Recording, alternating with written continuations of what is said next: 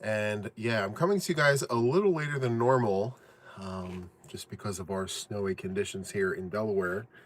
And yeah, so we are here finally at long last. I hope you guys are doing really well. And so yeah, Wake Up with Juan is just a space where I gather everything and prepare for the week. So we sit here, we talk about all the yarny things, and we talk about goals and everything else like that. So whether you are peppering in now or coming for the replay, I really hope that you enjoy this. If you do, please make sure that you do all the things, hit that like button and everything all above. So good morning to Kim, both of the Kims, and we have Jill. Hello to you. Hello, hello, hello. Welcome in. I need a sip of this coffee. Ooh, good morning, good morning. I will tell you, actually, I just realized something. Give me one moment. Okay. So I was up through the night shoveling, and I noticed as I was shoveling across the street, there were houses that, had flickering lights. So I know there's a lot of power outages happening right now in Delaware. So hopefully they're okay, you know. Anyway, hello, hello. Welcome in, everybody. Welcome to a snowy Monday morning here in Delaware. We got hit pretty hard with the storm, and we're not finished yet. So it's going to be a 1-2 punch. So overnight, we wound up with a bunch of snow. I went out and shoveled everything. I think it was at like 9:30. Very heavy, wet snow, and then at midnight or 12:30.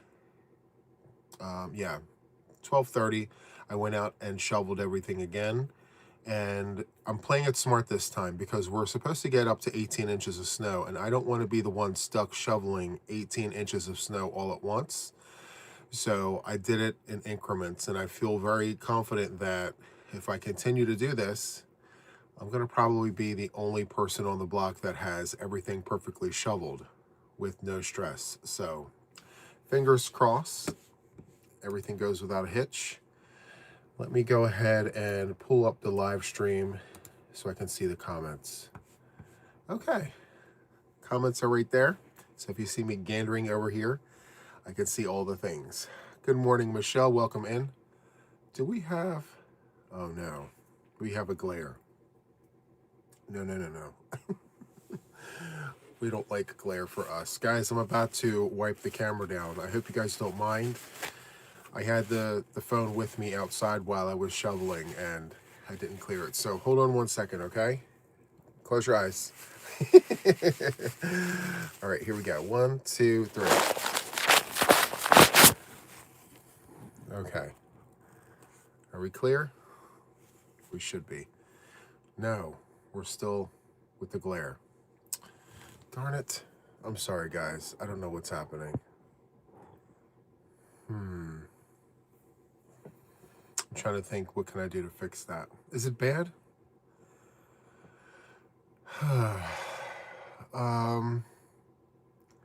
Steven is asking, Juan, can you do me a favor and please post a link to the planner you got from Amazon? I didn't get it from Amazon. I mentioned that I got it from Walmart. But here it is. So you're seeing the numbers backwards, but it's just a spiral bound planner. And I'll show you on the inside. As soon as you open it up, you have a bunch of stickers. Okay. And then, of course, this is what it looks like on the inside. Okay. I feel like there's a glare right here. And maybe it's because of how the camera is angled. I'm not sure. It's going to get to me. It's going to be a nuisance. What can I do to fix this? Are you guys sure it's fine? I feel like right here is where the glare is. It's me and my perfectionist ways trying to figure out how I can eliminate that issue. All right, so, okay, I'm going to let it go. I'm going to give it the Elsa treatment. Anyway, welcome in. Welcome in. Okay. If you guys are telling me it's fine, I'm going to trust that it's okay. But I know how I am. That's all I'm going to stare at. All right, so wake up with Juan, organizing the week, all the things. So a little bit of an update, my one blanket, one stitch challenge. I finished the first skein. So I'm using Hirschner's worsted Heather's yarn. And let me show you what that looks like. So I am using, as I said, heathered yarn from Hirschner's, and I'm doing the feather stitch. So that's my stitch of choice, and it's turning out beautifully. Let me turn it this way. So that's what it looks like, the feather stitch.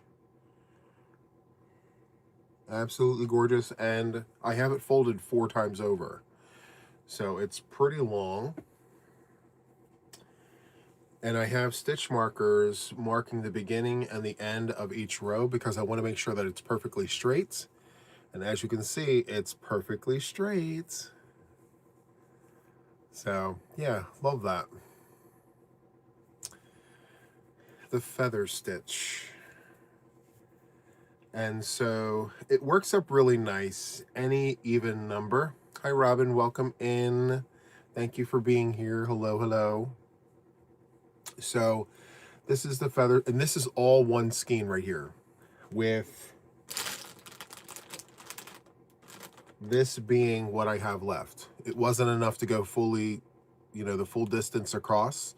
So I'm going to hold on to this until I come back to this color, and then I will attach this. I'm not going to waste a single bit of this. I'm going to start with this and then attach the new skein onto the work. So I have to tell you, stitch markers are our friends. Sometimes it may be a little cumbersome, it may be a little annoying to have to pull them out, but I promise you that if you use these in moments where you're just wanting to be absolutely sure where to mark your work, it's better, it's safer to actually go ahead and use them. And that's coming from someone who's been crocheting for a really, really long time. Just use them. That's what they're there for, right? And if you don't have stitch markers, grab yourself little pieces of yarn, and just do a light, shoelace tie type situation. I mean, it doesn't have to be pretty. It just, for all intents and purposes, we want it to be accurate, right? Good morning, everybody. Good morning, Frozen. Welcome in, welcome in. So the next color that I'm pulling into this project is this. I thought it was gray, but apparently I was wrong, but this is the other color. So I know it's going to come up backwards, but it says Hirschner's worsted heather yarn, and it's 489 yards per ball. And the colorway here is called Deep Sea. Deep Sea. So it's like a blue-gray. And yeah. So I'm going to do one skein purple, one skein Deep Sea. And I'm going to alternate that all the way down. And I think it works because it's giving me gray vibes, right? Here's the thing. So my blanket measures 80 inches across long ways, okay? 80 inches. I have enough for 12 stripes, right? So based on crochet math, I measure this and multiply it by 12 because this is one full skein. And so if you take 80 inches and you divide it by 12, does this match? No. So what I'm getting, according to what I have in my head, these are 5 inches. This is 5 inches. So 5 times 12 gives me 60 inches. I'm 20 inches short. So what I'm going to probably do is something that I said to myself I wasn't going to do, which is to place an order for more of this yarn. I need 4 skeins. So I'm going to wait until I actually get there. I want to use everything I have up first. Or yeah, once I get to like the last 3 or 4 skeins, I'm going to go ahead and place that order and get the rest of this yarn in. Because again, I want to make sure that it goes to the measurement that I need it to go to. And what's really nice is I don't really have I don't have any issues ordering from Hirschner's, so I know that yarn will get here in a jiff. So good. So yeah, that's what my project looks like so far, and I'm using a J hook for this, so a 6mm hook with a number 4 worsted weight yarn. Is this a 16 ply? I don't know how that happens, or how you're supposed to mention that, because I know in some countries they go by plies. So for a medium 4 weight yarn, I want to say like a 12 or a 16, I think. I don't know. I'll have to look that up. I'm very curious now, because I received an email asking me, can you interpret like what the plies are compared to like the numbers and things? So stay tuned. All right, so I'll set that right there. Very excited to get that on the hook today. Very excited. Hello, everybody. Let's see. Hi, Neffy. Welcome in. And Venus and Kim, all of you guys, thank you so much. So I will tell you there were some failed attempts before I finally decided on the feather stitch. And so this is one of my failed attempts. I kept it because I wanted to show you guys that it's okay to abandon ideas. When you're working a project like this where you are having to commit to 1 stitch for the entirety of the blanket, if you're really not feeling the vibe of the situation and you want to jump ship, it's okay to jump the ship.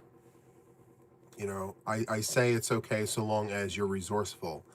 So what I'm going to do is reuse this yarn into the next project that I actually have with this yarn. So isn't that pretty? So it's a mustard yellow, and a royal purple. Super, super nice. So this is called the bean stitch. 1 blanket, 1 stitch challenge. I have that posted in the community tab. So if you're interested, feel free to check that out.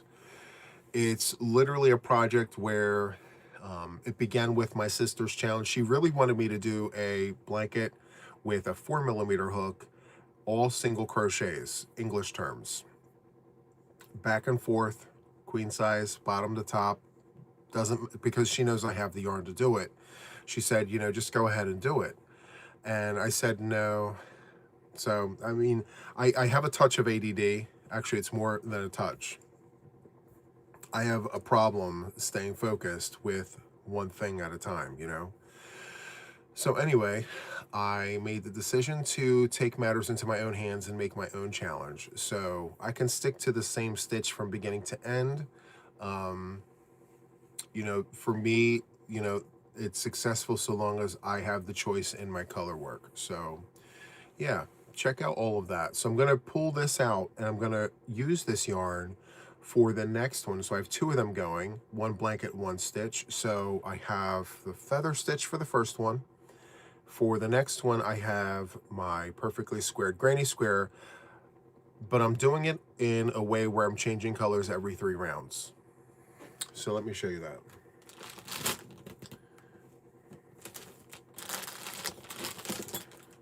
Okay. So this is the yarn that I'm using. This is from the dollar store, the Dollar Tree. It's showing backwards, but it's Premier's Just yarn, and the colorway is Royal Blue. That's the colorway I'm on right now, and this is what it looks like. So every 3 rounds I'm changing colors. So I did a whole thing where we did a 2-bit granny where we're changing colors every 2 rounds. I'm just pushing it to 3 rounds per color. And the 1 stitch is the granny stitch, and I'm running it from beginning all the way to the end. And you have 1 opportunity to make a commitment with colors. So if you're changing every 3 rounds, stick to it from beginning to end.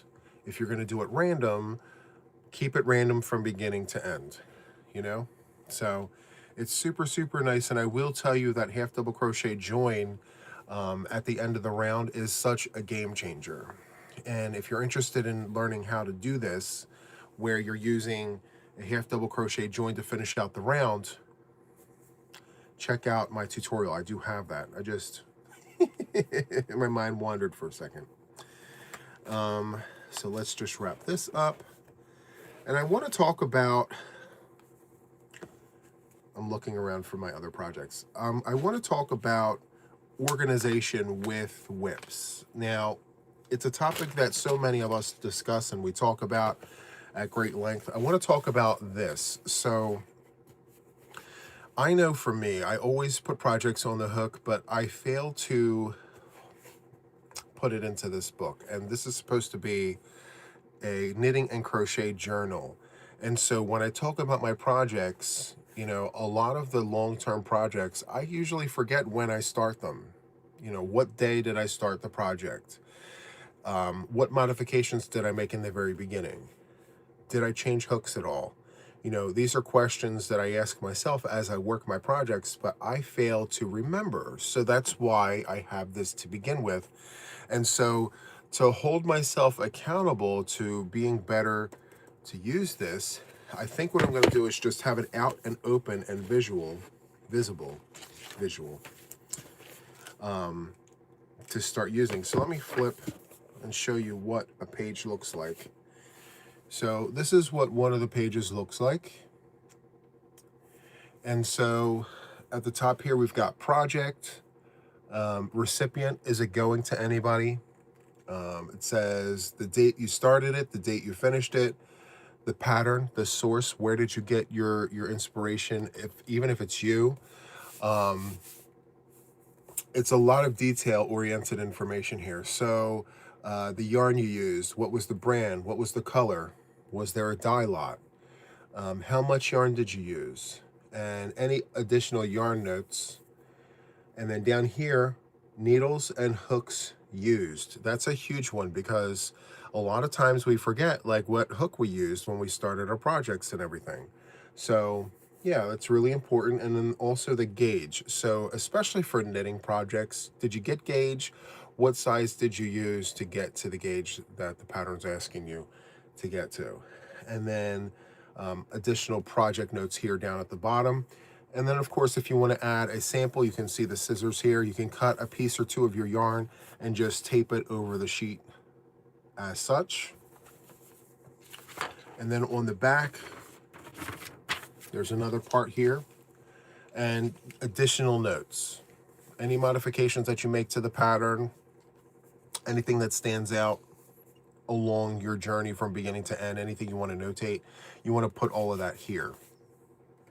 And then on the bottom here, it says, nothing left to say. Use this page to paste in your project photos. So you can put photos there if that's what you want. So yeah. And the really great thing about this book, which you can find this on Amazon, it's a hardback book. So you can actually use it to write your notes and everything else like that. So yeah. Now, I will tell you, not everyone uses a book. Some people use their phone. They take like pictures of their work, like the day that they started. They put the hook that they're using on top of the yarn, and they take a picture of it, and then they make a note, like in their notes app, with all of that information, and they put it all in their phone. So I get it. A lot of people digitize it. I'm kind of old-fashioned. I like pen and paper. I like actually, you know, sitting down and writing the things out. I do like that very, very much. So, you know, whatever your preference is, just find a way to notate your work so when you talk about it, you kind of know what you're talking about. When did you start it? Did you finish it? If it's done, when did you finish it? How long did it take? Did you make any modifications? A whole bunch of different things, you know? So, let's see, that's neat. Is that where you write your patterns? No, believe it or not, when I write my patterns out, I type. I crochet and I type right here at the same time. And so that's when I'm writing the patterns. But like when I'm doing projects like this, like what I've shown you, I'll write it all down and be like, okay, well, I'm starting this project today, and so on and so forth. And if like, here's the thing, I don't write it until after the first skein is done, because you saw I have pieces where, you know, I'm like, I'm not feeling this. I need to start this over. Not unless I'm 100% committed to the project. And usually it's after the first skein in most cases. And even then, sometimes I'll frog it out. So if I have one skein into the project, then I need to write it down before I forget anything, you know? So this is perfect crochet weather. Absolutely it is. The ledge outside of my window has snow this high covering my window. It's like really, really thick. So good. It's nice to be inside looking out, but it's not nice being out in it, shoveling all of the things. It's not fun at all. But you know what? Maintenance is best, I feel. You know, if you're in an area where you're getting a lot of snow, and maybe not right now, but in the future, just a word of advice from someone who spends a lot of time shoveling. More frequent shovel sessions are much better than one session where you're shoveling all of the inches. You know, I like to call this like this. I mean, if you're waiting until the very end to shovel all of your snow, it's like, I mean, it's very strenuous, especially when the snow is wet and heavy. Clearing in shifts is definitely the way to go. Yeah. Some people say, you know, be careful because you don't want to give yourself a heart attack, you know, from shoveling all of that heavy snow. So, yep, pieces is how it goes. Juan, come to Florida. I wish. I wish I could, you know. The downfall of actually purchasing your home is you're kind of sort of stuck here unless you can sell it. And you know what? Selling this house right now in its current state with all of the yarn in every room just about is going to be very difficult. Just label it the yarn house, you know. Any yarn fanatics, all the yarn comes with the house, you know, as a selling point. Oh, so good. I bought a bag of beads with numbers and letters on it. I'll take a stitch marker and put a bead on it with the hook. Yes, I heard a few people do that, you know, and actually that's not really a bad idea. It's a really good idea, actually. Danette says we have snow on the mountains. Very, very nice. The yarn library, right? It's just a whole plethora of options. It's so good. Yarn lovers will absolutely love this house. I believe if I were to post this on the market and label it like the yarn house, the yarn enthusiasts would have such a wonderful time in this house. They'll probably pay over asking for this house. Kim says, never seen snow or touched it. You're not really missing. Well, I think you should experience it. I think everyone should experience snow at least once. Like, touch it, make a snowball, you know, all the things. At least once. You're gawking at my yarn. I love that for you. Just take it all in, you know. And this is all of my 1-pounders. These are my larger skeins here. Up top are it's my overstock, you know. And if you saw Saturday Night Date Night, that's the second room of yarn. I believe I sat in front of that wall there. Yeah. Saturday Night Date Night, you should have seen like some more yarn. And then the members of the channel have been in my yarn room. So I have 3 decent sized rooms with yarn, wall to wall. Falling snow it is peaceful. It's very peaceful until you have to go shovel it. Well, I'm going to send you some vintage magazines. Oh, thank you so much. I appreciate that. Yeah, I'll check them out. We love vintage magazines. So good. They're great sources of inspiration. So make sure, check through them. Make sure you don't want to keep them first. Let me see. I have another project here. Let me just move this out of the way. By the way, I use these bins. I got these from the Dollar Tree. A whole $1. Love that for us. Let me go ahead and wrap that up. I'm going to reuse this yarn in that project. But I'm working on this. This is my last pack of squares. I mean, I'm squared out. I've got squares everywhere. My last pack. So I'm working through it. So I have 52, I believe. 52 of these squares. Each square is a different shade, a different color. And yeah, so I'm using a 5.5 millimeter crochet hook. And each skein is 35 yards. I'm trying to avoid the crinkle noises, but each one is 35 yards and it gives you 6 rounds. And so once this is done, I'm going to take this color right here. There it is. I did decide instead of elephant gray, I'm going to go with the mauvey color, which is right here. And I'm going to crochet and join as I go. So that's how I'm going to join the squares. Join as you go. So good. Now I have another kit with another 52 in the bag.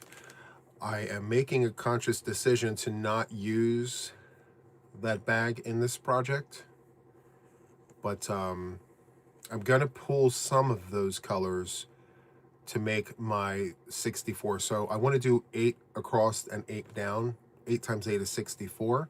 I only have 52 of these squares, so I will have to dip into that second batch to grab what I need to finish this project. So yeah, I thought about, maybe 7 across and 8 down. That's 56.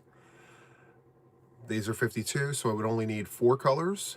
So maybe a rectangle type situation. Well, actually, that might be better. I may actually do that. 7 across, 8 down. Yeah. Anyway, I'm using 5.5 for this, a 6.5 millimeter hook. I forgot to mention that. I am using a K hook for this. 6.5 millimeter US letter K. Just something a little drapey, something to give me a break from this project right here. So yeah, very good. Okay, crochet math, oi, right? Don't we love crochet math? We love crochet math. It's so good. Juan, do you have a tutorial of crochet as you go? So not join as you go. I've done it on Crochet with JTYA Sunday mornings. I do have like a live tutorial where I've done that, but nothing where it's a pre-recorded tutorial labeled join as you go granny squares. I feel like once I have my project where I need it to be, I could very easily record myself, but you have to be in that situation where you've got all of the squares ready to go, which I'm almost there. So I've tried making motifs before on the channel here and it always fell to the wayside. This actually might be one of 2 or 3 instances where I'm going to actually be able to finish and have the squares to be able to record those tutorials.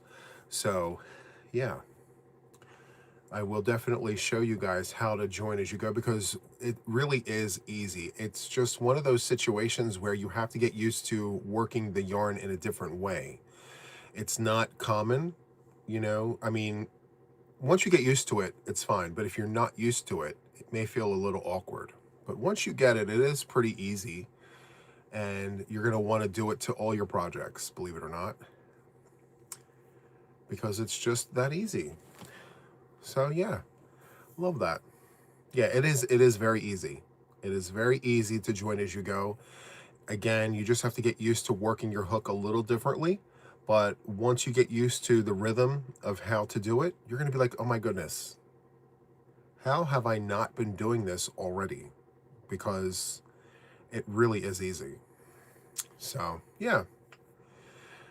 My Tiny Squares project is still going very strong. I am working with this. So this one is a little more involved. It's been on the hook for months now. Let's see. So this is an example of one of the squares. Just I'm making an entire queen size blanket with all little squares just like this. 2.5 inch squares, and it's going to be 80 inches by 80 inches, queen size. And I'm using a 5mm US letter H crochet hook. Yeah, pretty insane in a good way. So I'm doing 32 of these across and 32 down. And I'm going to be joining with black. It's going to be a little difficult, but I think it's going to be well worth it. I have a neck, like a neck light, so I'll have that going. I'll have plenty of light in the studio here when I go to join these. The join for this is going to be slightly different, and I do have a tutorial for the way I'm going to join this. It's actually, if you go to my main page at the bottom under popular videos, you'll see me holding a granny square blanket motifs where I join the yarn in white, I believe. And also I have a tutorial for a blanket where I show you how to join. It's called the gameplay blanket, and I use Premier puzzle yarn. And in that tutorial, I show you how to join those squares in that tutorial, and it's literally how you can join all your squares if that's how you want to do it. It's a game changer where it's time effective. You're inserting like stitch, chain, stitch, chain, stitch, and it goes really, really quick. So really, really nice. Now, on the podcast that I released on Friday, I showed you guys all of the remaining colors for this project. So I'm looking forward to getting at least all of those colors crocheted round one done, and then I'll go back around and do black. I'm not sure. Stay tuned. I may come on Friday and just have like that done with round two and then another color started. I'm not sure. We'll see. But I will tell you that I'm going to take 1 week where I'm not making any squares, and I'm just going to join all of my things. Or no, I'm going to sew in the ends. I have ends to sew in. Hi, Darlene. Welcome in. And you know what? This is monumental for me because with me having to run a channel, it's really hard to have multiple projects going like long term and trying to weave around all of the things, and we're doing good. So I'm super happy and proud of the fact that I'm actually able to execute this. So as it stands right now, I am around 750 squares in. I have 750 squares completed. So I have just a few hundred left to go, and yeah, we're well on our way. I'm very excited about that. Now, let's just take a moment and talk about knitting. So if you don't know this, I am a bistitchual. I knit and I crochet, and I will tell you that knitting is a monster all on its own. You know, it goes without saying. The projects take a little longer to complete, but it gives me the peace of mind of taking a break from crochet for just a minute to work on some knitting projects. And so let me just show you this very quickly. I only have one here to show you. I haven't made much progress on this, but I am trying to create this like this. So I made this on my Addy machine. I'm trying to make an Addy hat. Now the thing is, the Addy machine only comes with 46 needles. So, you know, we're limited on how wide the hat can actually go. So I said, let me cast on 70 stitches and go 150, 145, 150 rounds, and then make my own Eddie hat using the appropriate stitch count for like a normal size hat with medium 4 worsted weight yarn. So here is the yarn. It's really, really nice. This here is Red Heart Super Saver, and I believe this here is this Bitty Stripes? No, this is Speckle. This is Red Heart Speckle yarn. Super, super nice. I do love this a lot. And the colorway, the way that it's laying, like, I would love to make a sweater with this. To just wear a sweater. Yeah, this would make a great sweater. So, so good. Love that. So anyway, 70 stitches in the round, and I'm going 150 rounds. So that is my knitting project. Hopefully I can make some inroads on that. I was supposed to move the needle last week, but time got the better part of me. You know, it happens. Life happens, and we have to give ourselves grace. It's really, really important that we do that. I know I've been really hard on myself many times where I just don't meet goals, and we have to be okay with the fact that life happens. And sometimes, you know, we have goals set for ourselves with hopes in getting it done, and it just doesn't happen. It just doesn't happen. And that's okay, you know, because this is supposed to bring us joy, not stress. Right? So if you're making a gift for someone and you don't finish it in time, don't be so hard on yourself. I mean, creating something like this is not easy, first of all, because you're making it by hand, right? And it's one of those things, it's a craft where it's not instant gratification. I mean, yeah, you can make like a scrunchie or whatever the case may be, but like blankets take a minute to make, actually more than a minute, right? Things take time. So yes, it is a goal, not a rule. Absolutely, Michelle. I agree 1000%. And just be okay with the fact that, like, you know what? I'm not going to get this done on time. You know, my hands, I only have 2 of those. Only have 2. And there's only 24 hours in a day. And just do the best that you can. Sometimes we need to say this out loud to ourselves. Seriously. You know, it sounds funny to say it, but when you're by yourself, you can literally say it out loud and be like, well, I only have 2 hands, and there's only 24 hours in a day, you know, and I can only stitch what I can stitch, whether it's knitting, crochet, Tunisian. Just be okay with the fact that you're not a machine, and it's going to take time to get the work done. And if the person who's expecting your work isn't happy with that, then guess what? Maybe they weren't meant to have it, you know? And that's just the reality. Like, I've had people come to me and say, you know, is such and such done yet? And I'm like, no, because I only have 2 hands. Well, what's taken so long? And I said, well, you know what? You weren't meant to have it. So maybe this project here that I'm working on won't be for you. You know, just having that honest, candid conversation and be like, listen, I'm not a machine. I'm not a machine. And yes, handmade gifts are worth the wait. Thank you, Pen. Absolutely. Handmade gifts are very, very important to make sure that we're just enjoying the process. It's really, really important. So yeah, just keep that in mind for sure. When you rush, mistakes happen. Yes, I agree with you, Venus. And for those of you guys who are watching the replay, you'll hear me comment. I'll see like a comment from the live and I'll mention it. So yeah, you guys have wonderful, wonderful comments, by the way. Thank you so much. Let me see here. I like knitting too.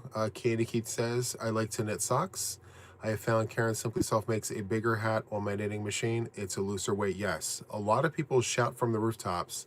Karen Simply Soft is a wonderful yarn to use on the Addy machine for more reasons than one. So I wholeheartedly agree with you. And as far as knitting socks, my hat is off to you.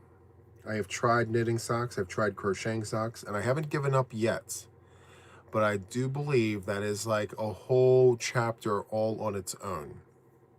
You know, sock knitters are very valid. Like, you know, I have heard, well, oh, they just knit socks. But let's just be honest about something right here. Socks aren't the easiest things to knit. I mean, they're not.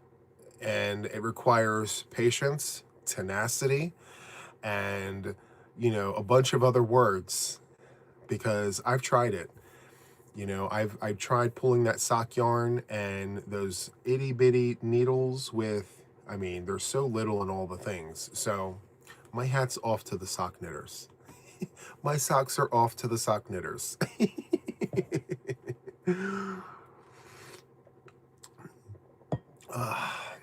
And for those who are interested in learning how to knit, I taught myself how to knit. Of course, with the help of YouTube, you know. I said to myself, I want to learn how to knit. So what did I do? I went to YouTube in the search box, knitting for beginners, and a whole plethora of tutorials come up.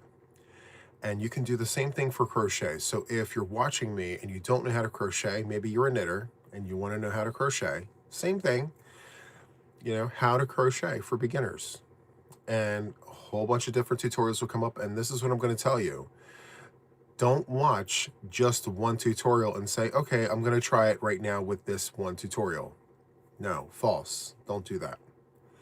My biggest suggestion to you is watch multiple tutorials and find one that vibes with you the best. You will find your person.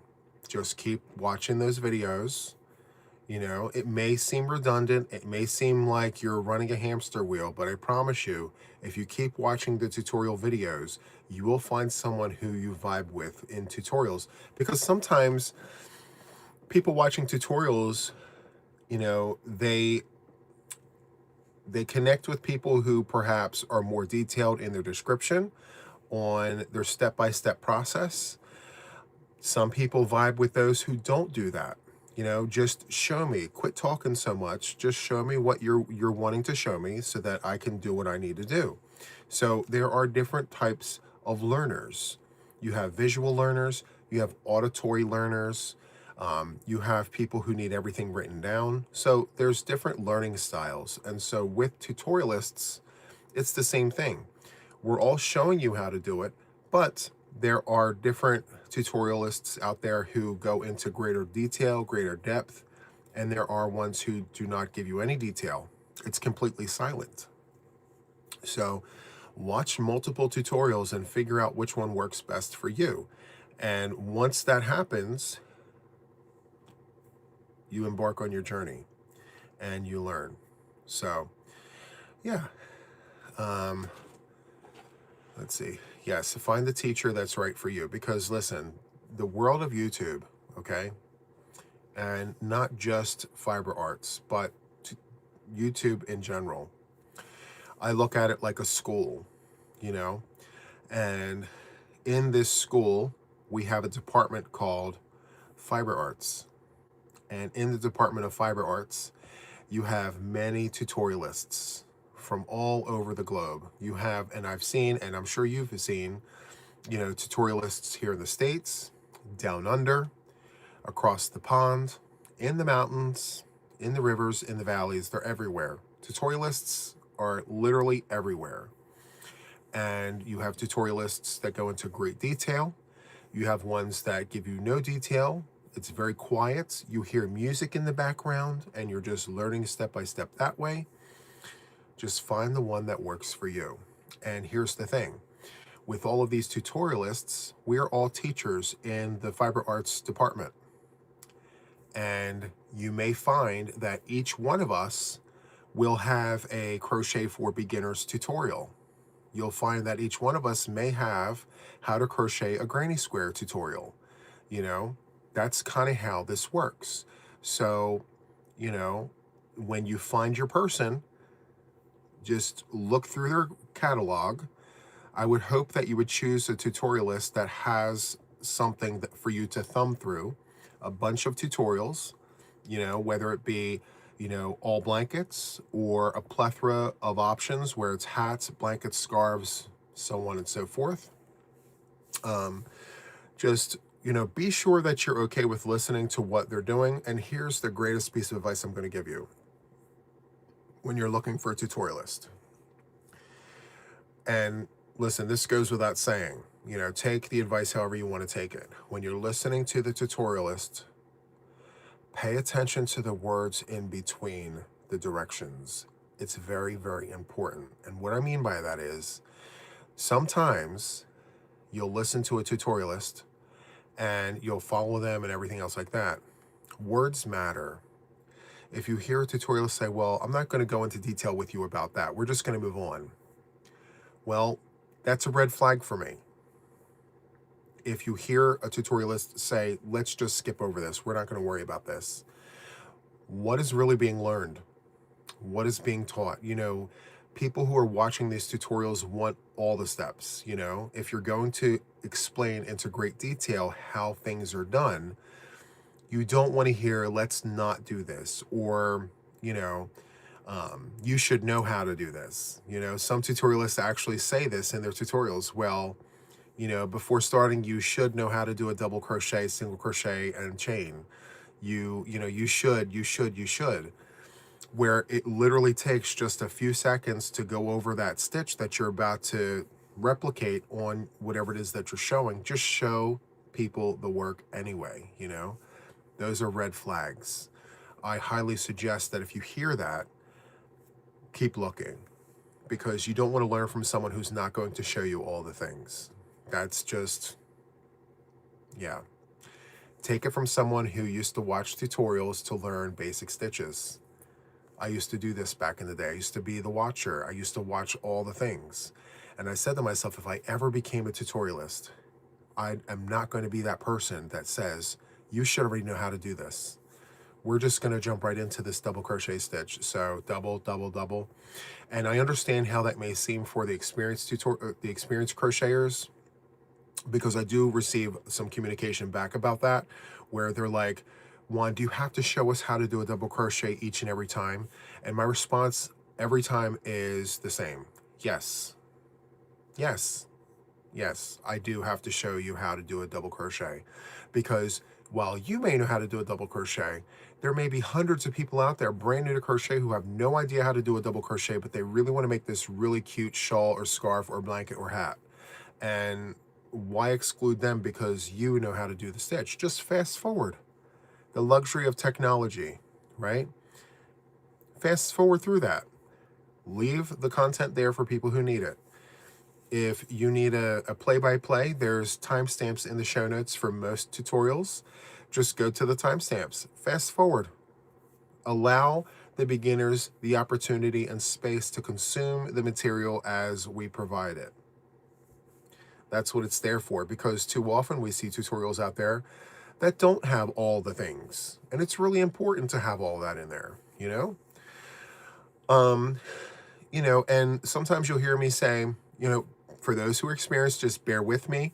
We're going through this stitch for those who are new to the craft, and I put it out there to let you guys know who are experienced, like, hey, we're all inclusive here. Let's make sure that we're providing the content for everybody,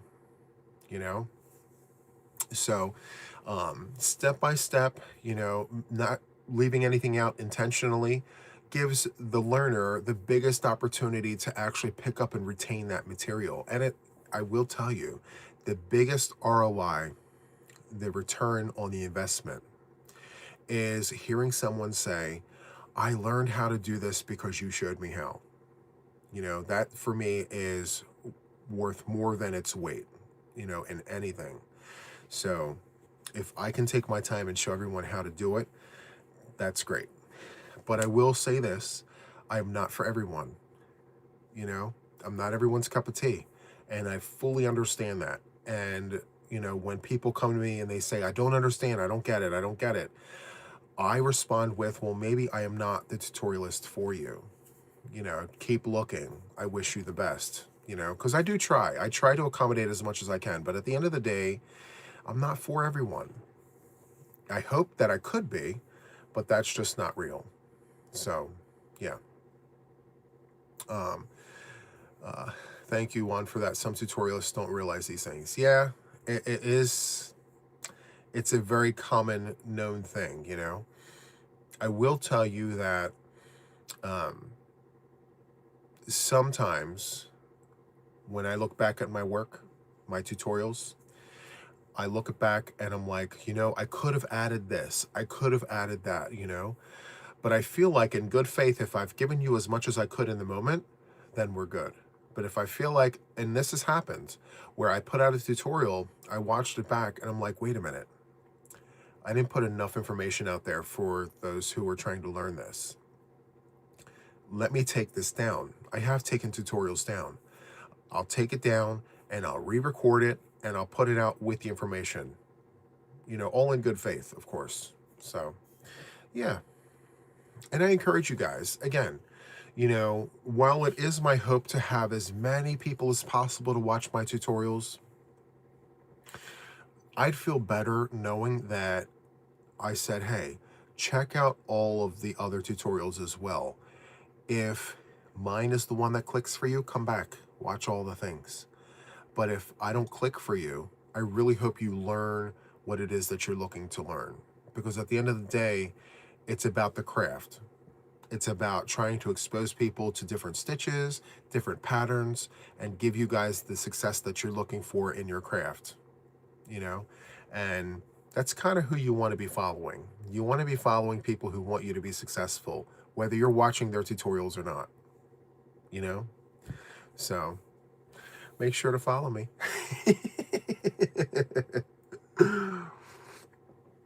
Shameless plug, right? Love that for us.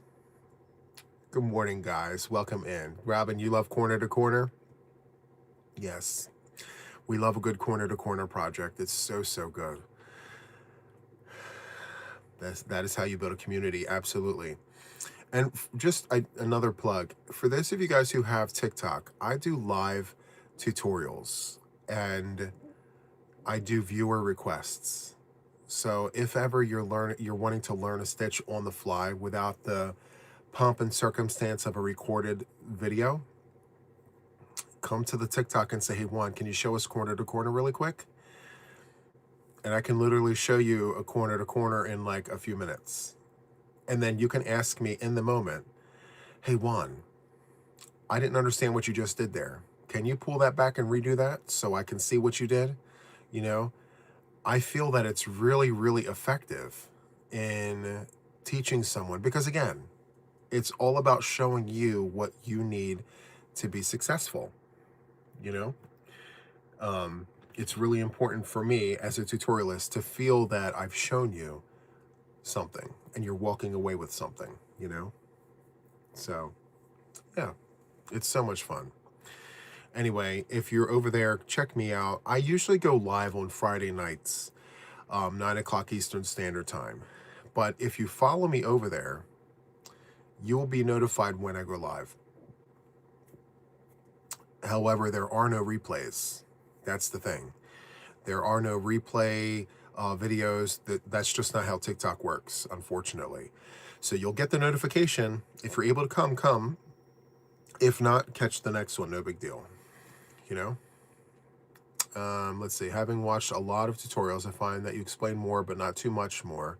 You throw little tips and tricks you find helpful in as well. Now I make more than just... Thank you so much. I appreciate that.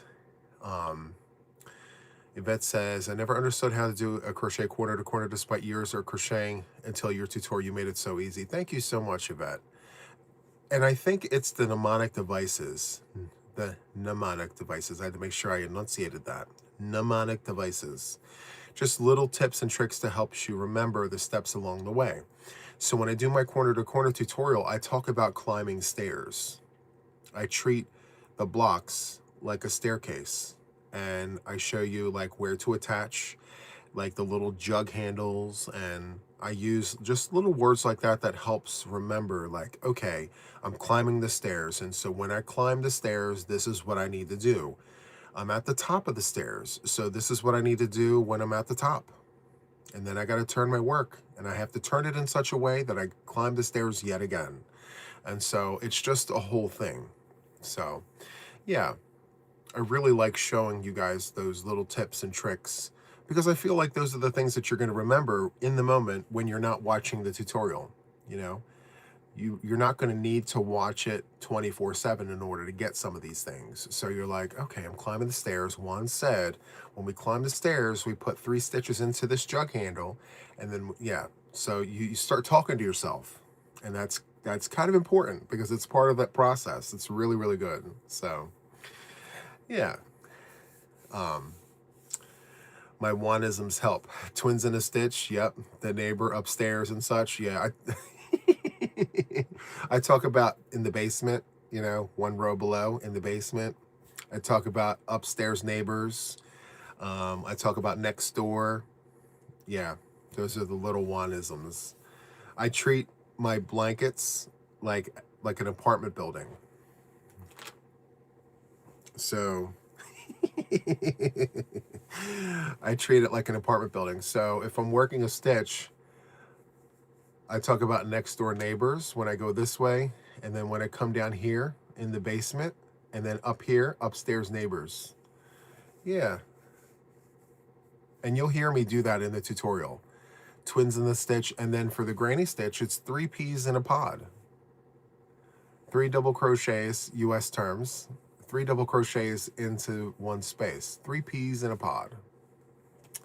So it's a lot of fun, you know, makes you makes you laugh. The little giggles. Oh, thank you so much, Carol. I really do appreciate that. I'll let her know that you're asking about her. I learned how to make the solid granny square because of your upstairs neighbor during the video. Thank you so much. Yeah, and you know what? When you're working in the round, see, this is tutorial 1 coming out. When you're working in the round, you have to remember the upstairs neighbors when you're applying stitches around the corner. So like when you go into your corners, whether solid, for solid stitches, when you're going into the corner, don't forget the very first stitch coming out of that corner.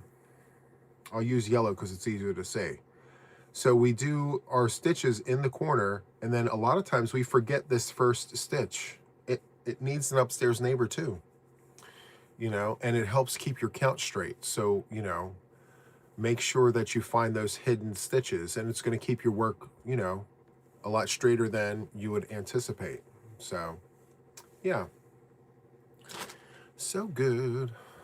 I feel like this week is going to be really productive if I can just have the time to sit and actually get the work done. With this inclement weather we're having, it's going to take some time for me to actually stop what I'm doing, go outside. I have to shovel and salt and all the things, but it's fine. We'll get it done.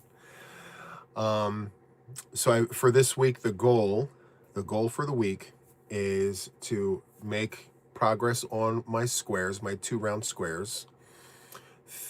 I need to finish my yarn pack. So I have 9 more colors left for the yarn pack. So that's my goal, to finish the yarn pack completely, to get moving on my 2 round squares. My 1 stitch, 1 blanket challenge, to really make some headway on that. I don't know. Actually, yes, I do. I'm going to make a donation blanket, but I'm not sure which one. I think I'm going to do my Victoria's Tea Time blanket for my donation blanket for this week. Either that, or I'll make a Nana June. I'll probably pick one of my easy stitch blankets this week. So I mentioned this before. I have this goal where I do 1 donation blanket each week. And yeah, I just need to figure out what it is that I'm going to do. We'll see. I'll keep you posted. Oh, so good. Yes, that's the pushback and find the triangle stitch. Yes, it is, Steven. Yep, absolutely. And I always mention this too. My perfectly squared granny square is just one of many different kinds of granny squares out there. You have your classic granny square.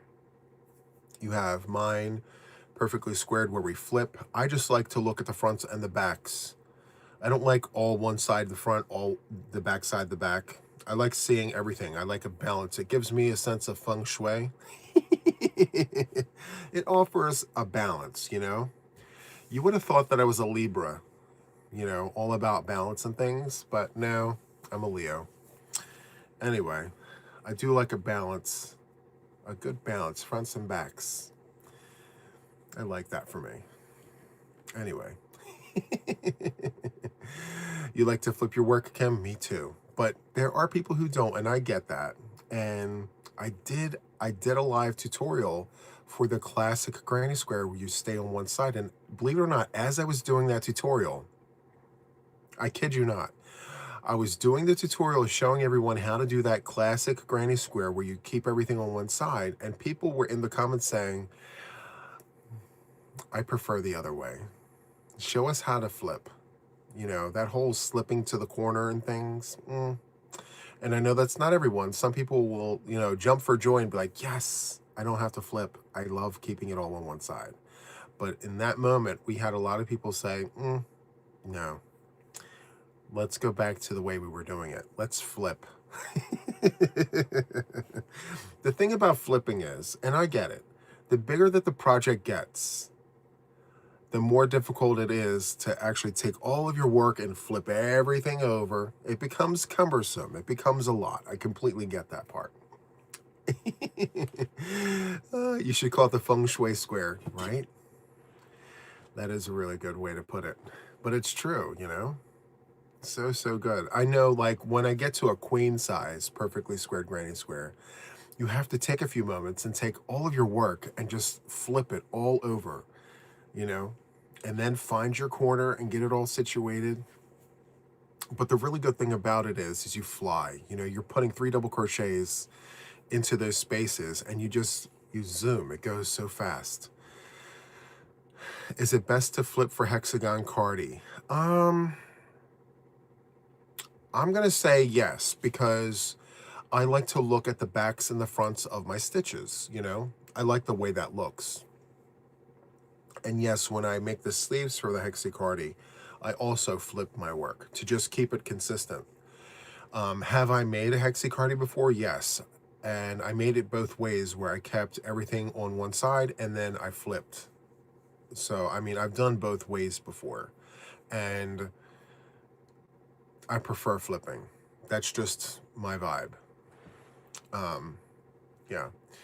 Different styles work for different purposes. Absolutely. And it will also tell you, okay, if we're talking about hexicardis, let me just put this out there. Not every yarn is appropriate for hexicardi. I mean, is it possible? Of course it is. Yes, you can take any yarn and you can make your own hexicardi. But it doesn't mean that it was meant to be a hexicardi. I mean, let's be real here. You know, what is the purpose of a hexicardi, right? You're making a cardigan. Okay, so think about that. When you're wearing a cardigan, what kind of fibers do you want to have around you? Okay, fine. We can have acrylic, right? Good, fine. Most fibers will work, you know, but like, think about this.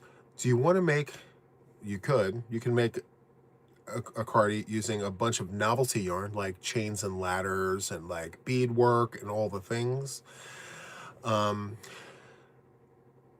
But is it really something that you want to wear? You know, is it something that you're wanting to construct? You know, think about fiber choice when you're creating garments, when you're creating the hexicardi, you know. And then two, you know, do you have enough of the yarn that you're choosing? You know, that's the other thing. And you hear people say, make sure you have enough of the yarn before you start so that you can get from A to B and you're not playing yarn chicken. So, some of the things, and you guys are saying it, 7-weight bulky yarn. Do we need a hexicardi using, or is 7-weight jumbo? No. Have I seen it in the anniversary cakes, which is a number 6? Yes. I mean, is it ideal? Okay, but I mean, think about it. You know, whatever floats your fancy, go ahead and do it, but just make sure that it's reasonable and it makes sense. You know, there are yarns out there that I would not recommend making a hexacardy. The project that I showcased last night, I don't have it here with me. Or do I? I do. Let's not do a hexacardy with this yarn. Look at how thick this yarn is. Right? Can it be done? Of course it can. Of course you can do that. This is single crochets in the back loop, by the way. Look at how big those single crochet stitches are. They're huge. Huge single crochets in the back loop. I love how this looks. Love red. Anyway, I'm going to wait for the sale to go back on. And I'm going to get more of this. And I'm going to continue making this. This is a jumbo number 7 yarn. And I do have a blanket in the works right now with shades of gray. It's monochromatic. And I'm finger knitting. I'm finger knitting a whole entire blanket. So I'm almost finished, by the way. It's 10 skeins of yarn. So it's going to look like a puffy jacket, right? It's so good. Anyway, make it make sense, you know? Also, too, if you're making a hexacardy in the wintertime, if you're wanting it to keep you warm, are you going to use a fiber that will not keep you warm? No, you know? Think about that. You know, if you're making it in summertime, would you use a bulky wool, you know, to wear it in the summertime? No. I would highly recommend maybe choosing like a cotton yarn, you know, like a DK weight cotton or a worsted weight cotton. I have some right here. This would be perfect. This is a worsted weight cotton yarn for warmer weather. Natural fibers in warmer weather, yes. But also think about the thickness of the yarn that you're using. It's really, really important. In the wintertime, it's okay to use the thicker yarns, but don't go too thick. We don't need a jumbo number 7. Or even a super bulky number 6, unless you're doing it, you know, on purpose. You have this anniversary cake that you're wanting to get rid of. I know this guy in Canada, Quebec, he makes cardigans with anniversary cakes. And these are full length. They could almost pass for like house coat. Well, maybe not that long. Let's just stick to cardigan, you know. And he does 1 anniversary cake, 1 cardigan. And it looks really, really nice. But let's unpack this for a second, okay? First of all, he lives in Canada, okay? It is very, very cold up there. And yes, thicker, heavier fibers make sense for someone who lives in a place where it snows and it's cold the vast majority of the year. That particular cardigan would not be something that I would suggest someone living in Sydney to make. I would not say, hey, down under, super bulky, number 6, very thick weight yarn, go ahead and make yourself an anniversary cake inspired cardigan. It just doesn't make sense. Just think about all of those factors when you're piecing your work together. So good. I mean, I could just go on and on and on about that, but I'm sure you guys get it. He has a really great vibe, by the way. I can't remember his name for the life of me, but great work nonetheless. So good. Not too thick where I live in Queensland, right? You don't want it hot down there. It's too hot. You don't want your yarn really, really thick, for sure. On the flip side, if you are one that lives in Siberia or where it snows all the time, you don't want to make like a fingering weight sweater and be like, it's the warmest thing on the planet. No. Let's be realistic here. Let's be realistic about all the things, right? Yeah, but I do highly recommend in warmer weather, go for cotton or cotton blend. Like cotton acrylic, cotton nylon, you know, go for those lighter weights. Well, bamboo is kind of heavy, but it's a natural fiber, so I would also suggest bamboo. Bamboo yarn is a great alternative for those who want something different than cotton. Myra says, I would think for bed jackets instead of a full robe, too hot in Louisiana, right?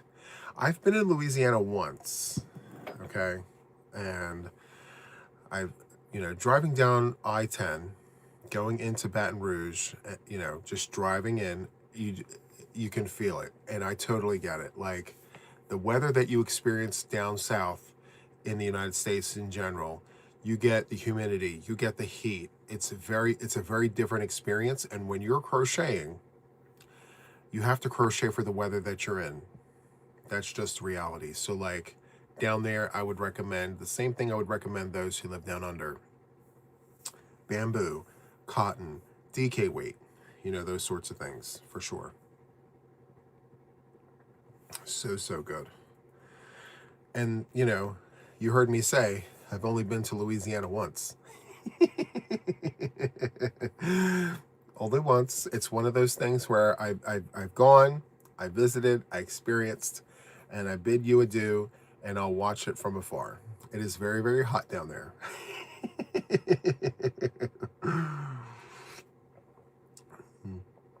Yes. I'm like, I don't know how you guys do it.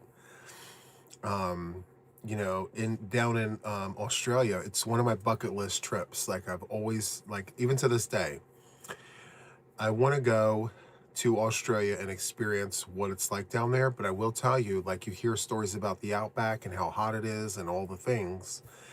And it's still one of those things where, I want to go, I want to experience it, just like I did Louisiana. If I love it, I'll see more of it. If not, at least I can say I went, So, for sure, Louisiana, Alabama, Mississippi, Texas, very, very hot down there. Even Florida, southern Florida, very, very hot. I think once you pass the Carolinas, even the Carolinas get warm. Probably like where I'm at. So Maryland, Delaware, the Delmarva Peninsula, that whole sector. Once you pass there and you're now into Pennsylvania, New Jersey, New York, you experience that whole weather change. So the weather we get here is not the same as the weather down south. It's very different. And I feel like once you pass where I'm at, it changes. Yeah. So we don't experience the heat that the Southerners get, which I'm very thankful for. But we also don't experience what the New Englanders get. So if you're in the New England sector, Maine, Vermont, Massachusetts, Connecticut, Rhode Island, that's a whole vibe on its own. I've lived there only once. I went, I experienced, I explored, and I'm like, nope, that's it. I'm done. So.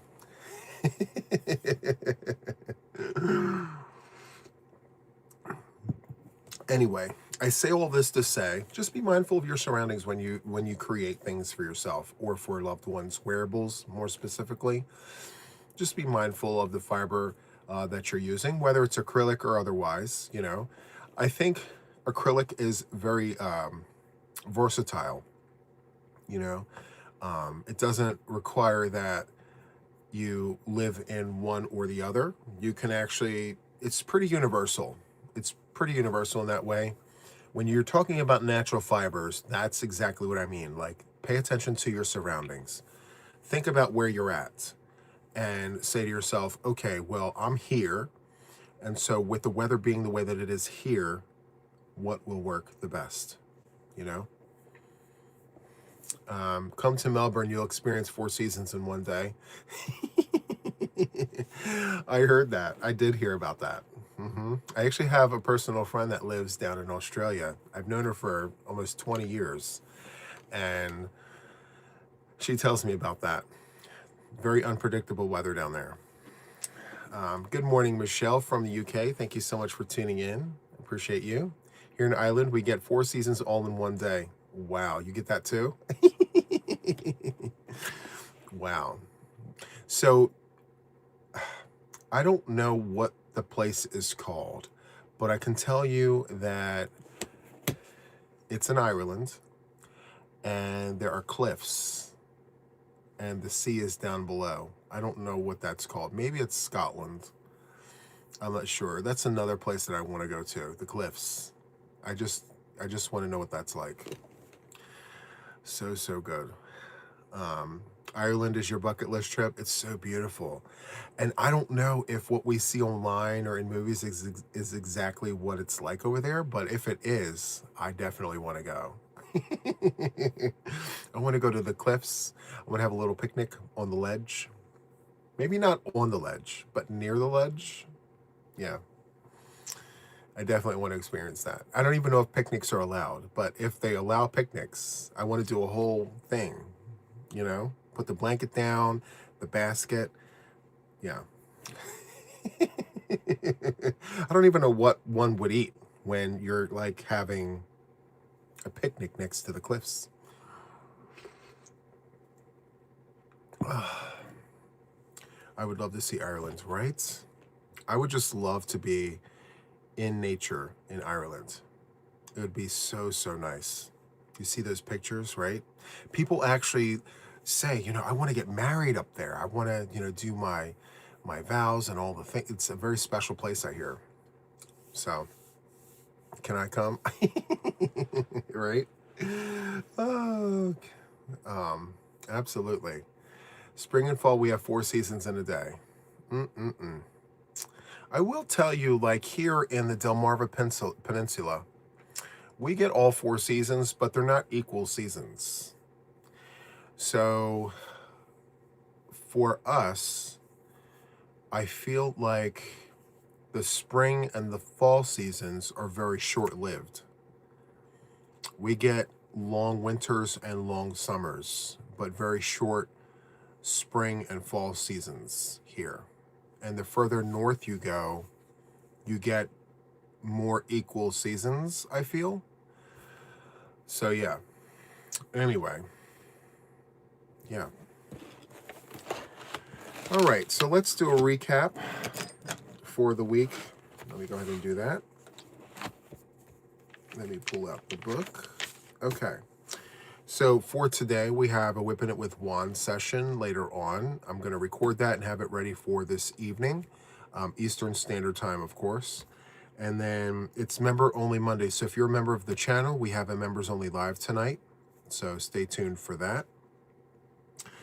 Tomorrow, Tuesday, I'm wanting it to eventually become Tutorial Tuesday.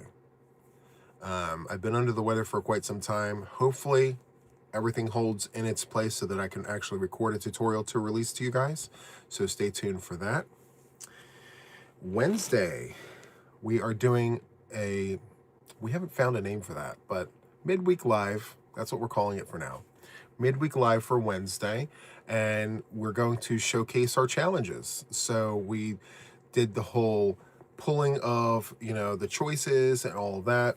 So we have our challenges that we're going to showcase, and we're also going to pick new ones. I'm very excited about that. I will tell you that in the community post tab, there is a whole post about the challenges, and I even linked one of my tutorials to that. It's an older tutorial, and so feel free to check all of that out if you're interested.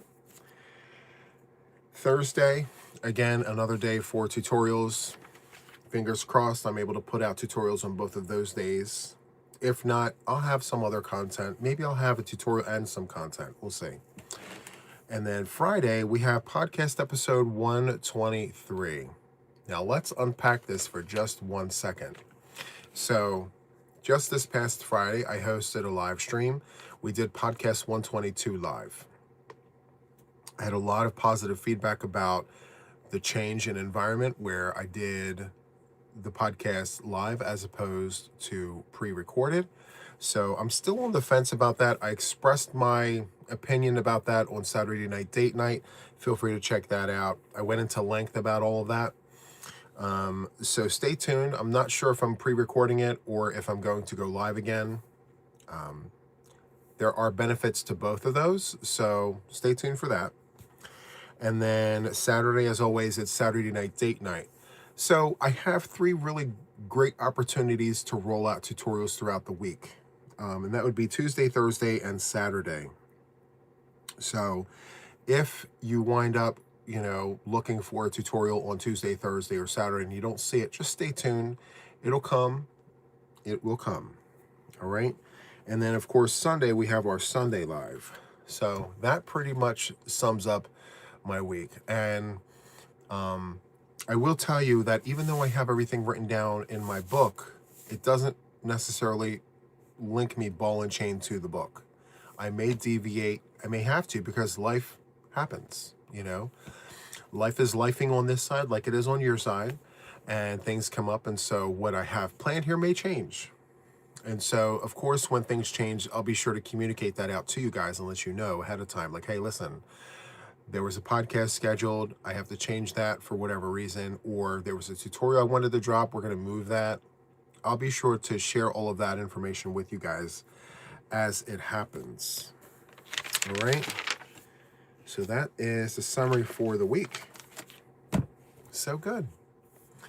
Pop-up lives are fun. Yes, they are fun. I do love doing those. The pop-up, coffee and cakes. We had a pop-up coffee and cake. It was so much fun. I enjoyed that very much. And there's just one thing that I like most about doing the pop-ups. It's the whole fact that it's unscripted. There's really no set time frame or timeline like, oh, this is my hour. I just go on, we have a good time, and that's kind of all it is, So much fun. Also, too, I think I mentioned this. I'm sure I did. I made a purchase last week, and I purchased retirement yarn. So there was a sale going on at Michael's, 40% off. I bought a bunch of yarn, and it's yarn that I'm literally going to be storing away. So I have all of that still in bags. I'm going to do a video about that. When I go to do the video, I'm actually going to pack up that yarn. I'm going to show you like the bags that I use, what tape I use, how I pack everything, and get that ready for storage. So there are long-term storage options for those of you guys who are interested in like packing this all up and storing it away. And I'll talk about that in that video. There are ways to store yarn. I know a lot of people have mentioned how they're afraid to pack away their yarn for long term because it may break down their fibers. The dye in the yarn may be compromised, but I will tell you there is a way to rein all of that in. And because I've had yarn stored away for years. I mean, what you see is not just recent purchases. This is a culmination of over 30 years of collecting yarn. And this is just one little snippet of 3 huge rooms. So, yeah. So good. We love every minute we spend with Juan. So good. Thank you, Michelle. I really do appreciate that. You love the pop-up one. Me too. It's so much fun. I will tell you that if you look in my video, my playlists, it's been a while since I've done like a series of like pre-recorded videos. I think there's nothing wrong with either or. It's just that the vibe that we get live is very different, and I like that for us. I can read your comments live. It's so much fun. So thank you, Zelma, for coming in. I appreciate you. Have a wonderful day. So good. And I myself will be on for just a few more minutes, and then I'll wrap it up. But yeah, I just wanted to make sure that I got everything covered and all of that. So do any of you have any questions for me that maybe I could answer with the last few minutes of our live? I'd be more than happy to assist. And if you're watching on the replay, sound off in the comments below with any questions that you have. I could use those questions for Whipping It with Juan, and I can just pepper those into the chat. Thank you, Carol. We are one happy family. Absolutely. We love our little community here. So much fun. So yeah, very, very good.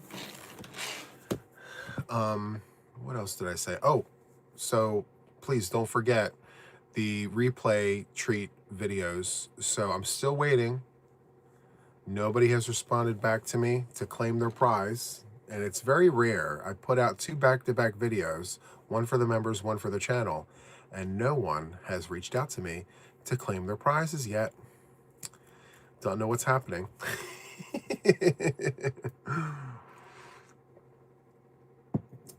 But I'm going to make it known that I'm only going to give until the midweek live. So once the midweek live happens, whatever treats were not claimed will go right back into the pot for someone else. Okay. The winner finally commented early this morning. Oh, okay. I will definitely check. I checked before the live today. I didn't see it, but I'll check again. So yeah, thank you guys so much. All right, so I think that's all I'm going to have for today's live stream. Be prepared for the Whipping It with Juan that's coming today. And for the members, we're going to have a members only live this evening. All right, so that is all from me for now. And until the next one, take care, guys. Bye.